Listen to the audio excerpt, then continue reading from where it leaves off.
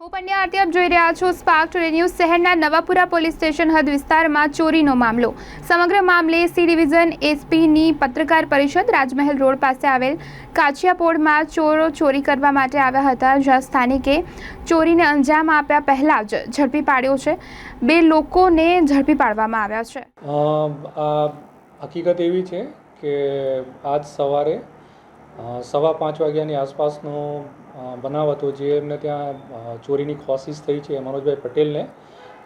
જેઓ રહે છે બગીખાના, એમને કોલ આવ્યો હતો કે તમારા ઘરે ચોરી થઈ છે। એના એને ફોલો કરીને એમનું જે મકાન છે એ કાછિયાપોળમાં આવેલું હતું, કોઠી ફળિયામાં, ત્યાં ગયા હતા। તો ઘર ચેક કરતા ત્યાં એમનો નકુચો તોડેલો હતો અને પછી ઘરમાં બધી વસ્તુઓ ચેક કરી તો લગભગ ચોરી કરવાની કોશિશ થયેલી હતી।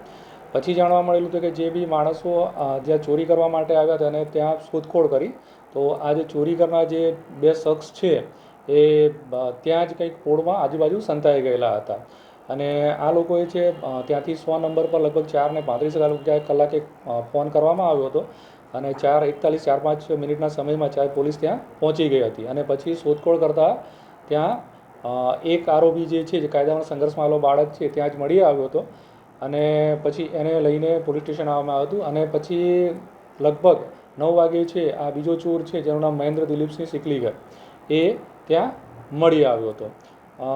પોલીસ જ્યાં આ ચોર જે છે એ જે તે વખતે ત્યાં મળી આવ્યા હોય, થોડી લોકોએ ઝપાઝપી કરેલો હોય, શરૂઆતમાં એમને દવાખાનામાં સારવાર કરાવેલા છે અને અત્યારે એને ફરિયાદ માટે અહીંયા લઈ આવેલા છે। કેટલા રૂપિયાની ચોરી થઈ?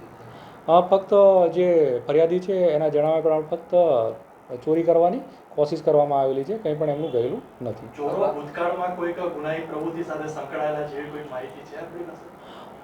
અમે એ તપાસ કરી રહ્યા છીએ કે જે જગ્યાએ ભૂતકાળમાં ચોરી આ વિસ્તારમાં થયેલી હોય તેના સીસીટીવી ચેક કરી અને જોઈ રહ્યા છે, પણ એક્ઝેક્ટલી ફેસ તો કોઈક જગ્યાએ મળી આવતા નથી, પરંતુ બીજા એમના હાવભાવને, શરીરના કોઈક નિશાનીઓને એને આધારે અમે આગળ તપાસ કરી રહ્યા છીએ।